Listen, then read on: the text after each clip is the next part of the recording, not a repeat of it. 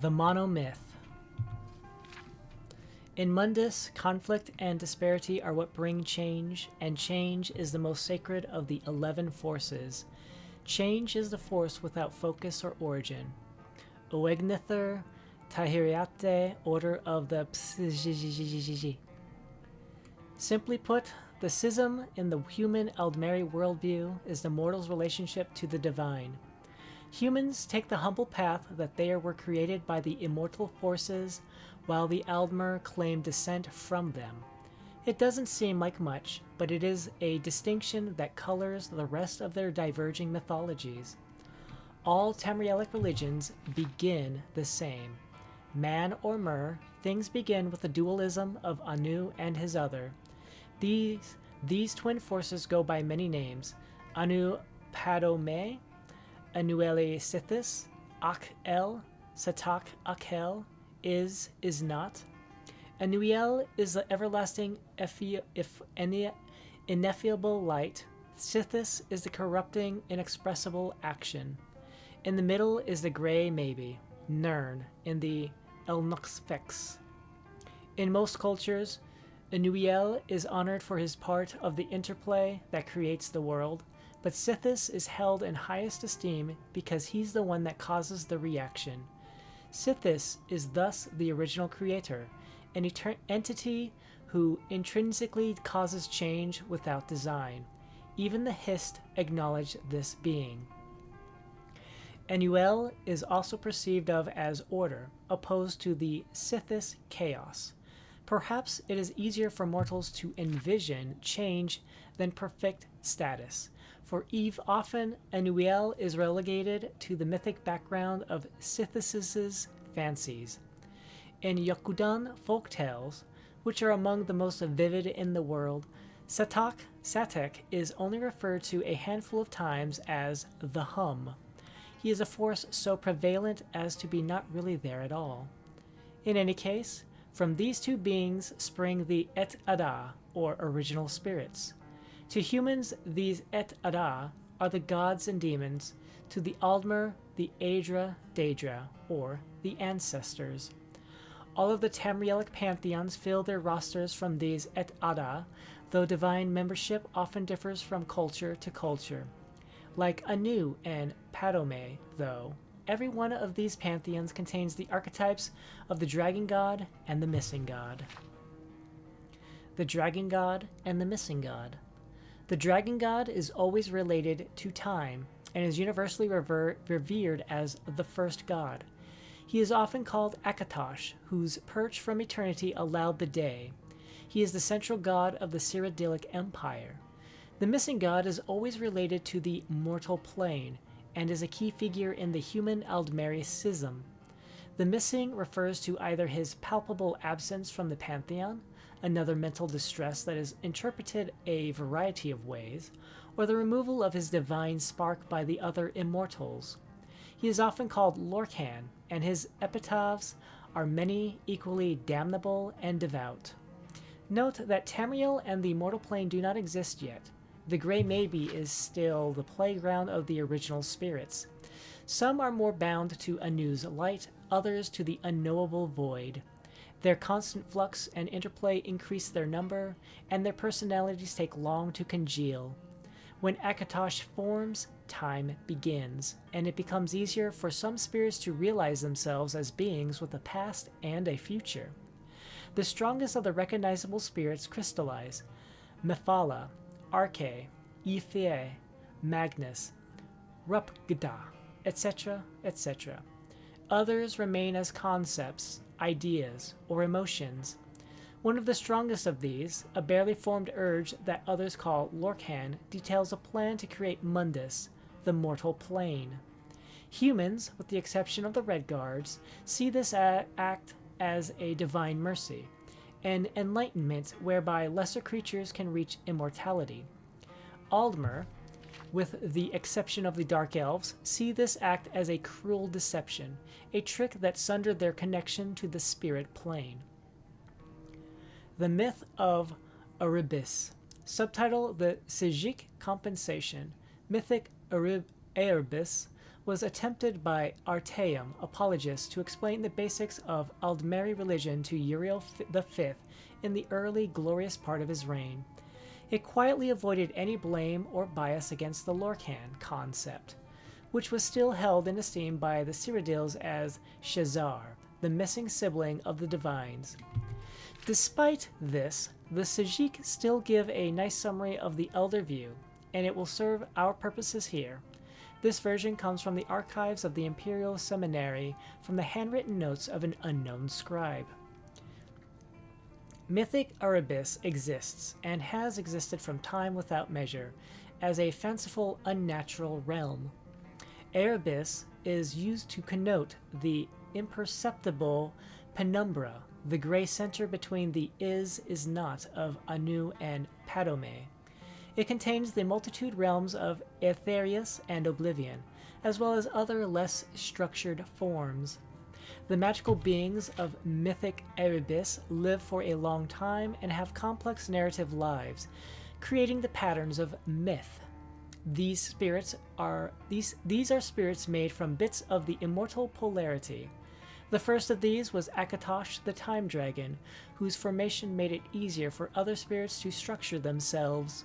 Gods and demons form and reform and procreate. Finally, the magical beings of mythic Erebus told the ultimate story, that of their own death. For some, this was an artistic transfiguration into the concrete, non-magical substance of the world. For others, this was a war in which all were slain, their bodies becoming the substance of the world. For yet others, this was a romantic marriage and parenthood, with the parent spirits naturally having to die and give away to the succeeding mortal races. The agent of this communal decision was Lorcan, whom most early myths vilify as a trickster or deceiver. More sympathetic versions of this story point out Lorcan as being the reason the mortal plane exists at all. The magical beings created the races of the mortal Erebus in their own image, either consciously as artists and craftsmen, or as the recund rotting matter out of which the mortals sprung forth, or in a variety of other analogical senses. The magical beings, then, having died, became the Et Ada. The Et Ada are the things perceived and revered by the mortals as gods, spirits, or geniuses of Erebus. Through their deaths, these magical beings separated themselves in nature from the other magical beings of the unnatural realms. The Daedra were created at this time also, being spirits and gods more attuned to oblivion or that realm closer to the void of Padome. This act is the dawn of the mythic, merethic era. It has been perceived by the earliest mortals many different ways, either as joyous second creation or, especially by the elves, as a painful fracturing from the divine. The originator of the event is always Lorcan. Lorcan. This creator, trickster, tester deity is in every Tamrielic mythic tradition. His most popular name is the Aldmeri Lorcan, or Doom Drum. He convinced or contrived the original spirits to bring about the creation of the mortal plane, upsetting the status quo much like his father Padome had introduced instability into the universe in the beginning place. After the world is materialized, Lorcan is separated from his divine center, sometimes involuntarily, and wanders the creation of the Et Ada. Interpretations of these events differ widely by culture. Below are some of the better known.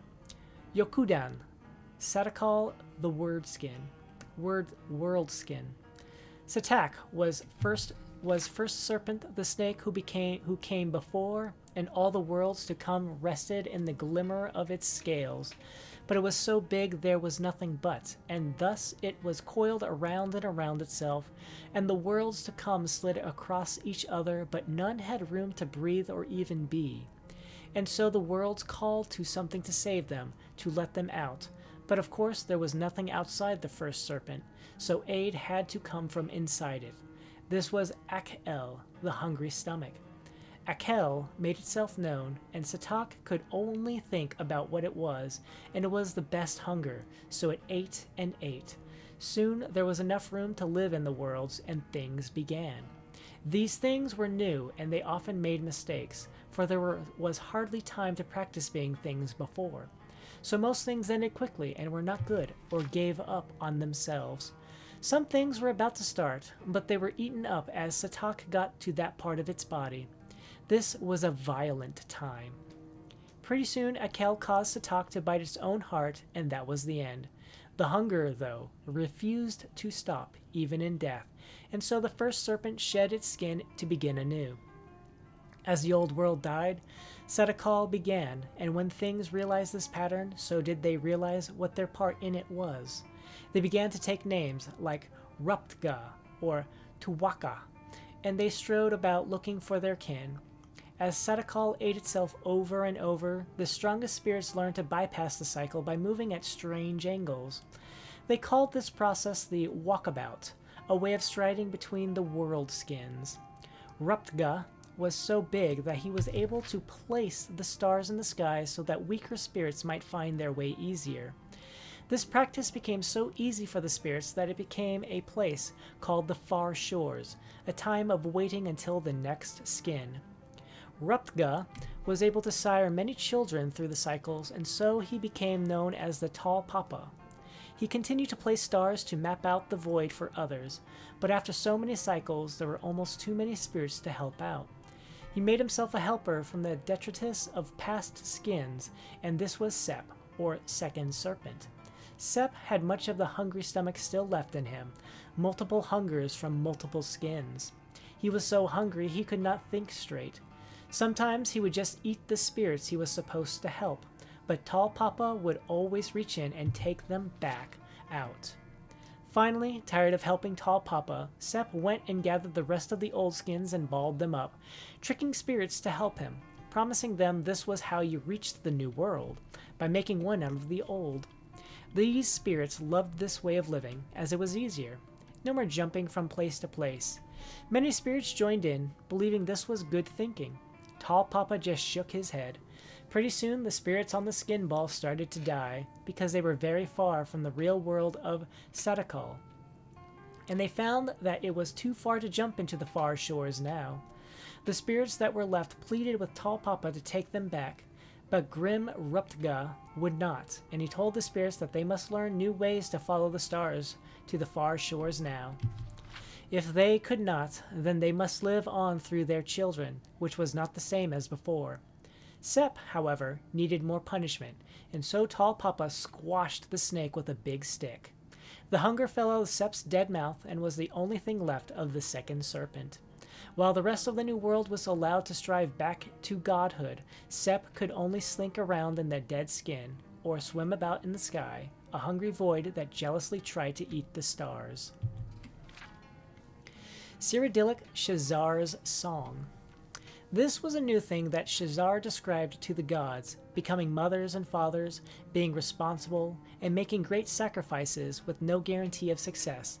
But Shazar spoke beautifully to them, and moved them beyond mystery and tears. Thus the Aedra gave free birth to the world, the beasts, and the beings, making these things from parts of themselves. This free birth was very painful, and afterwards the Aedra were no longer young and strong and powerful as they had been from the beginning of days. Some Aedra were disappointed and bitter in their loss, and angry with Shazar, and with all creation, for they felt Shazar had lied and tricked them.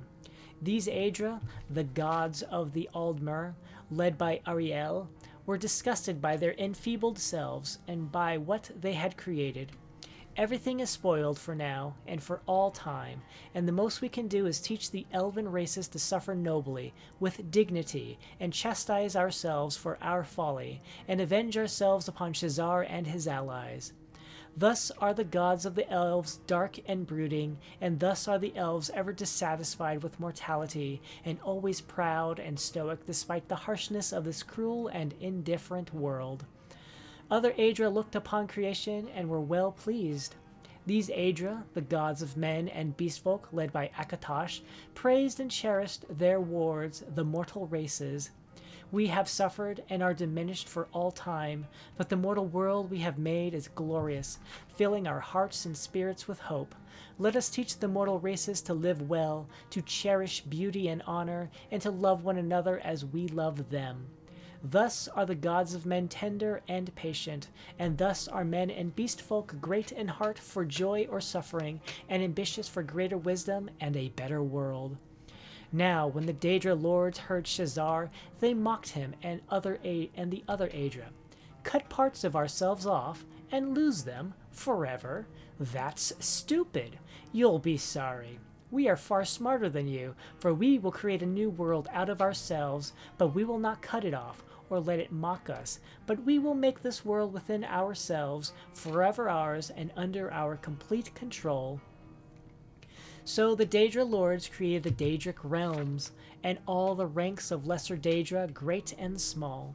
And for the most part, the Daedra lords were well pleased with this arrangement, for they always had worshippers and servants and playthings close to hand. But at the same time, they sometimes looked with envy upon the mortal realms, for though mortals were foul and feeble and contemptible, their passions and ambitions were also far more surprising and entertaining than the antics of the lesser Daedra. Thus do the Daedra lords court and seduce certain amusing specimens of the mortal races, especially the passionate and powerful. It gives the Daedra lords special pleasure to steal away from Shazar and the Aedra the greatest and most ambitious mortals. Not only are you fools to mutilate yourselves, gloat the Daedra lords, but you cannot even keep the best pieces, which prefer the glory and power of the Daedra lords to the feeble vulgarity of the mush-minded Aedra. Altmeri, the heart of the world. Anu encompassed and encompasses all things, so that he might know himself he created Anuiel, his soul and the soul of all things. Anuiel, as all souls, was given to self-reflection, and for this he needed to differentiate between his forms, attributes, and intellects. Thus was born Sithis, who was the sum of all the limitations Anuiel would utilize to ponder himself. Anuiel, who was the soul of all things, therefore became many things, and this interplay was and is the Erebus. At first the Erebus was turbulent and confusing as Anuiel's ruminations went on without design. Aspects of the Erebus then asked for a schedule to follow, or procedures whereby they might enjoy themselves a little longer outside of perfect knowledge. So that he might know himself this way, too, Anu created Ariel, the soul of his soul. Ariel bled through the Erebus as a new force called the Time. With time, various aspects of the Erebus began to understand their natures and limitations. They took names like Magnus or Mara or Zen. One of these, Lorkhan, was more of a limit than a nature, so he could never last long anywhere. As he entered every aspect of Anuiel, Lorkhan would plant an idea that was almost wholly based on limitation. He outlined a plan to create a soul for the Erebus, a place where the aspects of aspects might even be allowed to self-reflect. He gained many followers.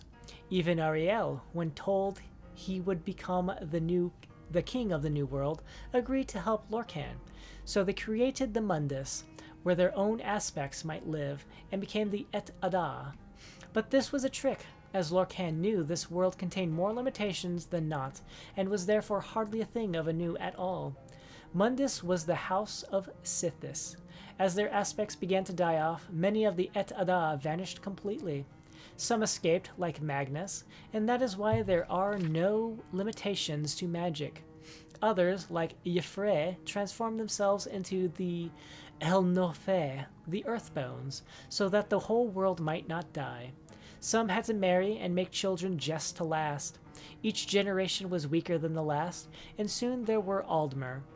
Darkness caved in. Lorkhan made armies out of the weakest souls and named them men, and they brought Sithis into every quarter. Ariel pleaded with Anu to take them back, but he had already filled their places with something else. But his soul was gentler and granted Ariel his bow and shield, so that he might save the Aldmer from the hordes of men. Some had already fallen, like the Chimmer, who listened to tainted Et Ada, and others, like the Bosmer, had soiled time's line by taking mannish wives. Ariel could not save Alt Mora, the Elderwood, and it was lost to men. They were chased south and east to Old Eldnefe, and Lorcan was close behind. He shattered that land into many. Finally, Triniamac, Ariel's greatest knight, knocked Lorcan down in front of his army and reached in with more than hands to take his heart. He was undone. The men dragged Lorcan's body away and swore blood vengeance on the heirs of Ariel for all time. But when Trinimac and Ariel tried to destroy the heart of Lorcan, it laughed at them. It said, "This heart is the heart of the world, for one was made to satisfy the other." So Ariel fastened the thing to an arrow and let it fly long into the sea, where no aspect of the new world may ever find it.